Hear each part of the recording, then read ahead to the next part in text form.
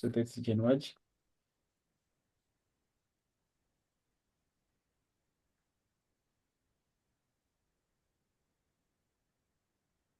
Okay, so I think you are here.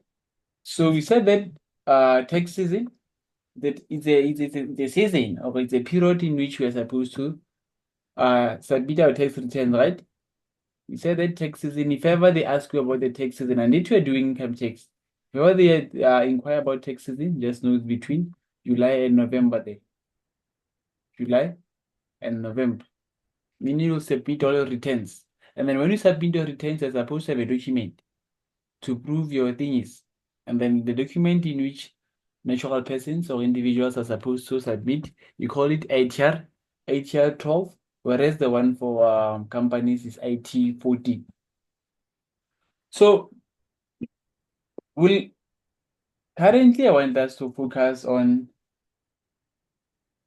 calculating the taxable income of what? Calculating the taxable income of individual. Calculating the taxable income of individuals. We said that individuals basically, these are the people in which they don't necessarily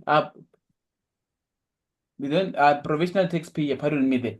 I want us to focus on what? Calculating the income, calculating the taxation of what? Of provisional taxpayer. Provisional taxpayer is not the same as just an ordinary person. In order for us to consider you as a provisional taxpayer, simply means that you have to be earning something. Meaning you don't have to for us to consider you as a provisional taxpayer simply means that when you don't necessarily depend on your what? On your salary. But then rather you are embarking on other business ventures. Maybe you have other businesses. Obviously, if you have other businesses, you are going to have an income, right? So we call Yes. it provisional taxpayer. You are not if you have a provisional taxpayer simply means that you are not depending on what? On your salary for a living. So that's what you call a provisional tax. Okay. And then they also give you people that are exempted for being called a provisional taxpayer. Grade number one, they say that these are approved public benefit organizations or recreational clubs. You cannot consider a public benefit organization, which is your NGOs and then your clubs, as a what? Uh as a provisional taxpayer. Because why? Your clubs and also those things, they don't generate income. Yeah, they do generate income, but then remember that those clubs and also our NGOs and what they for you as an individual or the owner of it won't generate income for you. Remember that you open that business or you open that business with the intention of what? Of giving back to the community. Meaning the profits in which are made. In fact, we are not doing any profits because you're not selling anything, right? You'll depend on what? On donations and so forth. So it's not an income to you as an individual, right? Those donations in which you received, you are supposed to give to those in need. Right now, let's just say decided to maybe open a, I don't know, maybe let's say you open a tutoring business, and then that tutoring business of yours is free of charge. And then you say that it will be an NGO, and then you solely rely on what? On donations and so forth from what? From maybe requesting donations from the likes of ShopRite, from the what. So if ever those companies give you what? Maybe money, that money is not yours. So you're not even supposed to use it for your own benefit, but then rather it's for the business. So hence, we say that NGOs and clubs are not supposed to be considered as a provisional taxpayer. And then the second one is what? Body corporates or share block companies and so forth. And then they say that the third one, person who are exempt from paying provisional tax, namely non-resident owners or what, can you please pronounce that way? What do you call it? Is it churches? I think they Yeah, and then non-resident owners, meaning if ever where now you are not a South African resident, where now you are a foreigner, simply means that you are going to exempt you. And then they give you the threshold. We'll focus on that threshold when the time is due. When the time is due. So remember that our main focus is on calculating our tax that is supposed to be given. So they gave you threshold here. They gave you your threshold. What is the threshold, Masak? Kanji. Hey, it's more like those it's more like singathini. Wait, I don't know. Count mhla. Yeah, discount. Threshold. Your threshold is more like let's talk about rebates. Remember that you're calculating taxable income, right? We're calculating Yes. taxable income or the tax that individuals are supposed to pay. Remember, for us, we'll have taxable income, and then our taxable income, we have taxable income, and then with our taxable income, we are going to calculate what you call, we're going to calculate our tax, right? Then we'll get our Yes. tax. Our tax that we have calculated, it has to, we have to minus it with our rebates. Your rebates depend, the rebates that we have to record here depends on the age of your, depends on the age of what? Of a provisional taxpayer. And then our rebates are mainly, or they depend, our rebates depend on what? Our rebates depend on our threshold. So they gave us 3 thresholds there. They provided us with 3 thresholds. Meaning if ever you are low, if ever you're, for taxpayers below the age of 65, if ever you you have if ever you're less than 65, and then your tax is 95,000 rand or more, you'll qualify for what? You'll qualify for a primary rebate. If you're 65 years old and then the tax that you have calculated is how much? Is 95,750. It's something that you will qualify for what you call a primary rebate, in which your primary rebate is simply means that is 17,235. Let's just say that right now you're a taxpayer, and then you are a provisional taxpayer, and then you are maybe less than how much? Like less than 65 years, and also you have a taxable, or you have a tax of 95,750, simply means that your rebates will amount to 17,235. So our rebates decrease our tax. And then if ever you're between the age of 75, remember that with regards to our rebates, the more we are Google, or the more you are getting old, simply means that the more you're going to get your rebates. And then the second one that we have, this one we call it primary rebate. Primary. And then the second one that we have is what? Is secondary rebate. For you to qualify for your second rebate, you're supposed to be there. You're supposed to be between the age of 65 and also 75. That's when you're going to qualify for your second rebate. And also a threshold should be between your threshold, or your tax for the year should amount to or be more than 140,217. And then you also have your what? Your rebates. For your rebates here, you will say 17,235. You'll qualify for two rebates. The first one for primary, and then you'll also add it with what? With your secondary. For secondary, I think it's 9,444. Yes. And then when you add them, you'll get your what? You'll get your secondary rebates, which amounts to 20. I think it's going to give you 26,000.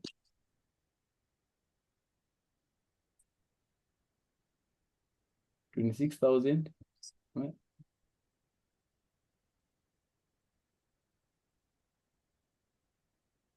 Okay, which amounts is apologies there. I thought I wasn't recording the session. Okay, here we said that it's 70, 235, right? And then here we said that this kind of rebates, 17. When we say 17, 235 plus 9,910, 9,444, how much do we get there? I think maybe 26,679. Yes. Those are your rebates. And then we have the third one. For you to qualify for a third rebate, you call it, this one is primary, right? Primary. Yes. This one you call it secondary. And then this one you call it tertiary. For you to qualify for your tertiary rebate, you're supposed to be 75 years and older. And over. So, and also your taxation should be more than 165, or the threshold should be 165, 689 or more. So what will be your what? What will be your rebate? Your rebate basically you qualify for secondary, which is 26, 679 plus how much? Plus 3,145. And then you will get your what? You will get your tertiary amount. So those are your rebates, and then we know that our rebates decrease our taxation. Our rebates decrease our taxation. But then not only our rebates decrease our taxation. Not only our rebates decrease our taxation. There's other aspect that also decreases your taxation. We call it medical aid.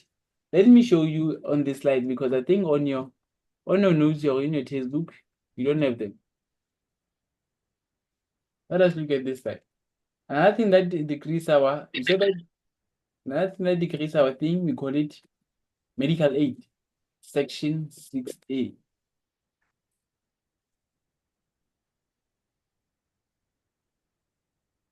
Medical aid. Listen. Okay, yeah, I will try to do with it. And then the other thing that you are supposed to know, the other thing that decreases our taxable income, the first one that you have mentioned is what is rebates. And then the other one that decreases our thing is medical aid. It's Yes. medical aid. But then the amounts here will have to be adjusted here. The only thing here that has changed, I think, it's only amount, because. So let us read it. They say that if a natural person belongs to a registered, that's the key word.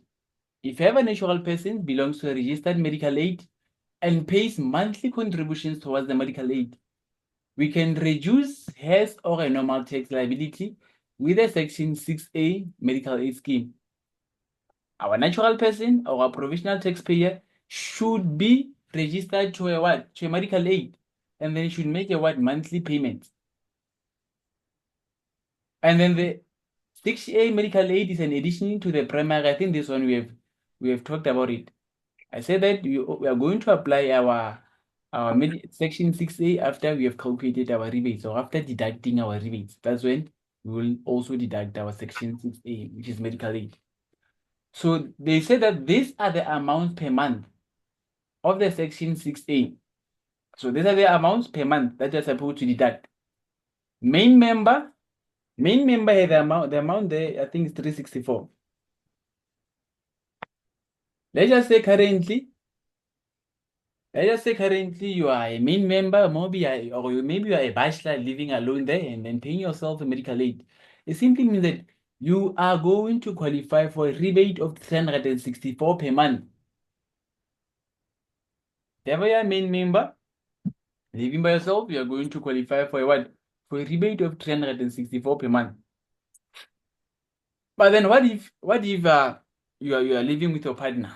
You have a spouse there. A spouse or a partner. Obviously, if ever you have a spouse or a partner or whatsoever, your rebates are also are supposed to increase. Whenever you also pay for your what? Whenever you also pay for the medical aid of your partner, your rebates will increase. Meaning, when you pay for your rebates, you'll pay for your 364.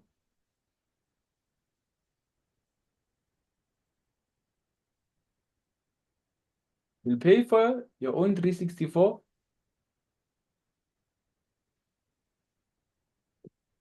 of yourself, and also for your partner there. 364. So meaning you'll pay 364. Not payment. You'll qualify for a rebate of 364 per month. Meaning when you add them, I think you probably get more than 700 something. So that 700 something will be your rebate per month. But then what if you're not only paying your thingy for just yourself and also just for or your partner. Let us say that you have children. Subsequently, when you add your wife, subsequently when you add maybe you also pay medical aid of your children and so forth. You're also going to receive a rebate. For each additional dependent that you're going to, for each additional dependent that you're going to pay a medical aid, excluding your partner. For each additional dependent that you're going to pay for medical aid, you're going to qualify for rebate. But then the rebate will be 246. So for each additional dependent, you're going to qualify for 246. So it's paramount for you to understand these things.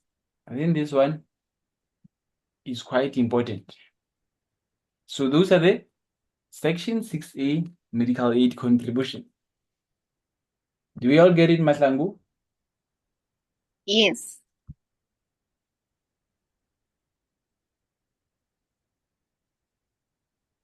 And then we're going to use a lot of notes here. So and then those are Section 6A. Oh, Section 6A, they made me. I think with regards to Section 6B, you don't do Section 6B. Let us proceed. We have dealt with our year of assessment. We said that our year of assessment for natural persons, it commences from March up until February. It's more like a financial year. Still remember when we dealt with financial accounting. Normally, we know that our financial year begins in March up until February. So the year of assessment of natural person is like that. And then remember we're calculating what? Taxation that is going, a tax that you're supposed to pay towards SARS. So how do businesses deal with the taxation part? So businesses don't pay tax at the end of the year, all of it, ne? At the end of the day, businesses don't just go to SARS and pay the full amount. Obviously, if they pay the full amount, maybe they might not be able to pay all of it, right? But then rather what happens is that they pay our taxation in 2 installments. There's a first payment that is made, and also there's a second payment that is made. There's a first payment and also there's a second payment. The first payment in which is made during the year. During the year. During the year. Meaning at the end of the first 6 months. At the end of the 6 months, at the end of the first 6 months, you are supposed to do your first provisional payments. What will be the end of our first 6 months? Simply means that at the end of August, you are going to do your first provisional payment. And then your second provisional payment, you're going to do it on the last day of the financial year. Meaning when your year ends, that's when you're going to do your second payment. But then remember that you should be skeptical about it. With regards to your first payment, obviously you're supposed to inquire yourself, Kuti. Okay, they say that I should make a first payment. But then how am I going to make that first payment? Because it's still during the year. I haven't calculated all my taxable income. Meaning, it's still during the year. I'm still not certain about what. I'm still not certain about the income or my taxable income. So how am I going to calculate for my thing? While I have not completed with my taxable income of the current financial year. So how am I going to do that? This is how you do it. For your first provisional payment there, how are you going to deal with it? You are going to calculate it. Your first provisional payment in which is made in August. For you to calculate it, it will be based on your what? Remember, you are running a professional business, and then you also have to extrapolate. So your first provisional payment is calculated based on what? Your first provisional payment is calculated based on your previous year taxable income. Meaning this one, for you to get this one, first provisional payment, which is made in August, at the end of August. How are you going to calculate it? Based on the what? Based on the taxable income of the previous year of assessment. Of the previous year of assessment. And then you calculate your tax. And then the tax that you got there, you divide it by 2. Since you're supposed to do first 2 payments, right? And then you divide it by 2. And then you'll get your first provisional payment. But then remember, it's just an extrapolation. It's an assumption. It's an assumption. So first provisional payment, just because it's an assumption, you are going to calculate it based on your what? Based on your previous year taxable income. Your previous year taxable income, they use it, I think there's a term for it. They call it basic. There's a term. What do they call it? Basic tax or basic what, Mahlangu? Do you know it? Great. No. Yeah, basic. Mahlangu said basic in Tonton. So say basic in Tonton again. So that is our first provisional what? Mahlangu said that basic. So let's know that basic what is so what is your previous year taxable income, just an assumption that you made. And then also the end of the year, you'll have to calculate your second provisional payment. But then you're not going to, yeah.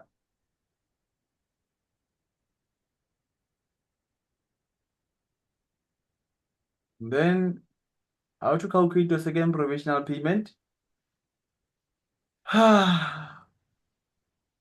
Remember that I said that with regards to our first provisional payment, we'll calculate our taxable what, and then the tax that you got will divide by 2, right? That's what you do. But then this one of the second provisional payment, which is made at the end of the year, it's a little bit different compared to the first one. It has its exemptions. First exemption is that you don't divide by 2. The tax that you got, you don't divide it by 2. And then also there's the exemptions on how to determine it. So let's deal with it. They say that when determining the minimum amount, taxpayers are classified in one of the following. Taxpayers with taxable income of less than 1 million and also more than less than 1 million and also more than 1 million. And then they also provided you with an explanation. And also remember that since you're dealing with what? Remember that you are dealing with assumptions. With regards to what? With regards to the calculations there of second payment, let's deal with that one of what? Of taxpayers with less than 1 million. There's a penalty in which will be, remember when I guessing there, there's a penalty in which you are going to be charged. If ever your figures are not accurate, you will be penalized. Let's just say that, check the second bullet there. They say that 90% of the actual taxable income, if ever the value that you used to calculate your what, the value that you used to calculate your taxable for you, the value that you used to calculate your tax, if ever that value is less than 90% of the actual taxable income in the current year of assessment, you will be penalized. Let's just say that when you are earning, let's say our actual taxable income is 100,000 rand, right? But then Tina, for us to calculate the current year tax, we use how much? Let's say we use 50,000 rand. To calculate tax, we use 50,000 rand. Obviously, subsequently, when you use 50,000 rand, it simply means that the tax that you're going to get will be less. And then you can clearly see that this value that we used is less than what? Is less than 90% of a what? Of this value. If ever is less than that thing, it simply means that you are going to be charged 20% of difference between the two items, which amounts to 10,000 rand there. Kill amount to 10,000. And then it provided you with a value with an example there on how to calculate your second provisional payment. They say that you are Zulu. It's in Togozo, yeah. That example, Ntokozo, Mahlangu, this one, what do you call that word? Is Ntokozo what? Let's forget about Mgoboli. Mahlangu, wena umSotho wena. You don't even know that word. Okay, let us look at that way. They said that Ntokozo Mgoboli, 36 years old, married in community of property with 2 children, requested blah blah for a second payment. The return indicated that the last year of assessment was 23. The taxable income indicated 340,000 rand, and the basic amount is 360,000 rand. 360 to 100. I said that when you deal with our thing, we use our basic value. And Ntokozo accept the amount as a basic amount. Ntokozo taxable income for the current year is amounted to 365. The employer deducted payee amounting to how much? 26,986 from a salary for the current year of assessment. Ntokozo made a first provisional payment amounting to 12,143. Ntokozo also belonged to a medical aid since the 1st of September of the current year. She made medical aid contributions of 24,000 rand during the year. Since the year. And then you have to calculate. So our taxable income, as I think we said that our taxable income, we use our basic amount. So our basic amount there amounts to 360,200. And then after getting our taxable income, we are going to calculate our tax. But then there's a tax framework that you're supposed to use. Don't just calculate tax on your mind. There's a tax framework or a table that you're supposed to use. They normally provide you with it in a question paper. I think you do have it. This is our tax framework for us to get our tax. Remember, taxable income is 365,200, right? Let us use our framework. So if ever taxable income is between how much? 0 to 237,100 is going to be taxed 18%. But then if ever is between 237,101 and 375,100, is going to be charged a tax of how much? Just 42,678. And then plus 26% of taxable income above 237,100. So you can clearly see that 365,200 will fall in this framework, right? Will fall in this framework. Meaning for us to get the tax of that person, it will be 42,678, right? Plus what? They say that plus 26% of taxable income that is more than 237,100. So we'll say 365,200 minus how much? Minus 237,100 there. What's happening? 237,100 there.